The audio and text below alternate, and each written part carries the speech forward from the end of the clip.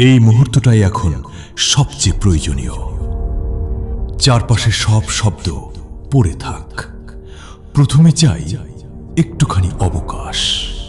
বলো না, উপায় নেই। সবকিছুরই তো কোথাও না কোথাও বিরাম চিহ্ন থাকে। আমার বুকের ভিতরে বাতাস কমে আসছে। আমি গভীরভাবে বাঁচতে চাই। অতিরিক্ত তাড়াহুড়োয় শ্বাসগুলো জড়িয়ে যায় এক অদ্ভুত ঘোরে। সে ঘোর মন্দ নয়, তবু নিয়ন্ত্রণ হারালে ডুবে যেতে হয়। আমি সামান্য উন্মাদ হতে চাই। নিজের মতো করে টলমল করতে চাই। কোনো কঠোর নিয়মের বেড়াজাল ছাড়া একটু এলোমেলো হতে চাই। জানি ঘড়ির কাঁটা কারো জন্য অপেক্ষা করে না, তবু অনুরোধ করছি, এক ফোঁটা বিরতি দাও। একটি স্থির মুহূর্ত ধার দাও। যদি প্রবাহের কাছেই অবকাশ না থাকে, তবে আশ্রয় মিলবে কোথায়? সবাই ছুটছে নিজের গতিতে।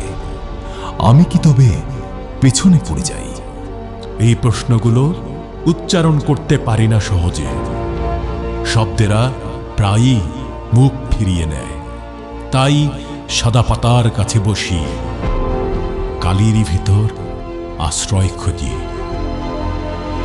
দৌড়ের ভিড়ে আমার পদক্ষেপ ভারী হয়। স্বপ্নগুলো ধীরে ধীরে হাঁটে।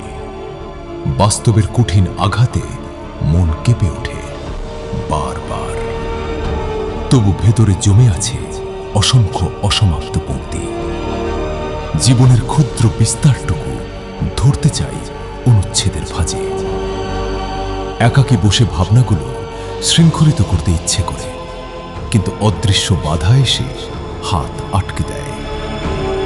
মনে হয় কোনো এক নিকট উপস্থিতি নিঃশব্দে সরে গেছে দূরে।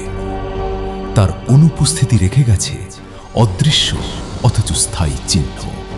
দিন গড়িয়ে যায় অভ্যন্তরীণ ক্ষয়ের মধ্য দিয়ে। বেঁচে থাকা কখনো কখনো শব্দহীন দীর্ঘ এক প্রতীক্ষা।